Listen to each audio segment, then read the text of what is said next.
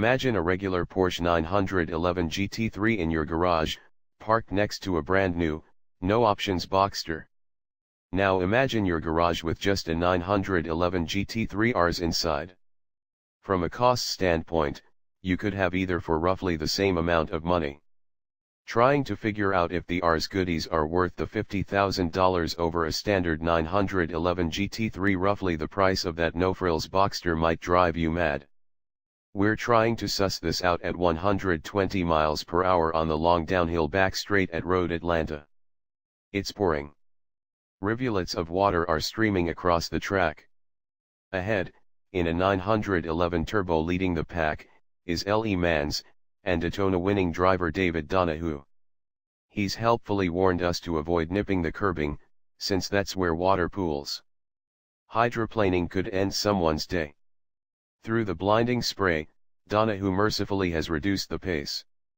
There's enough speed to evaluate what the GT3 RS does well, which is essentially everything.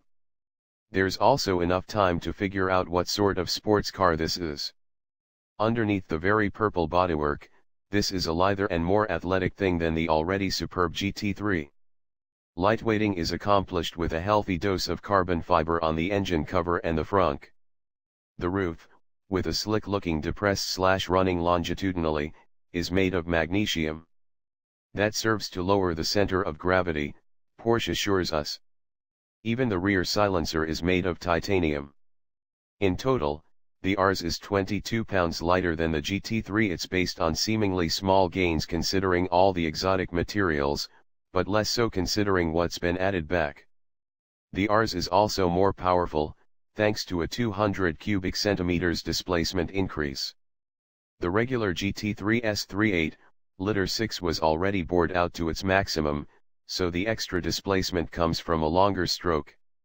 That serves to lower the redline slightly, from 8,400 RPM to 8,250, but horsepower swells to an even 500 and torque to 338 pound-feet, bumps of 25 horsepower and 14 pound-feet. This engine is a serious piece of equipment, boasting dry sump lubrication, direct injection, and lightweight engine internals like titanium connecting rods.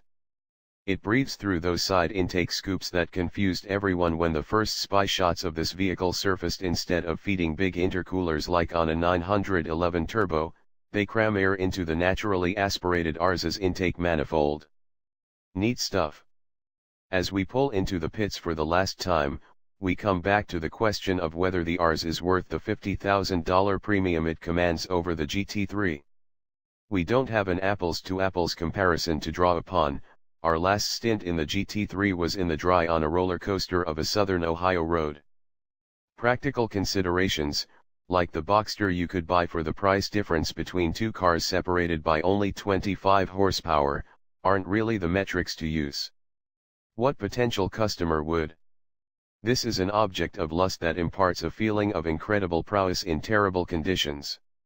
It invites you to take risks under difficult conditions, unfamiliar, cold, wet racetracks, for example, and rewards rather than lashes out in return. Thanks for viewing my video. Please subscribe for update better.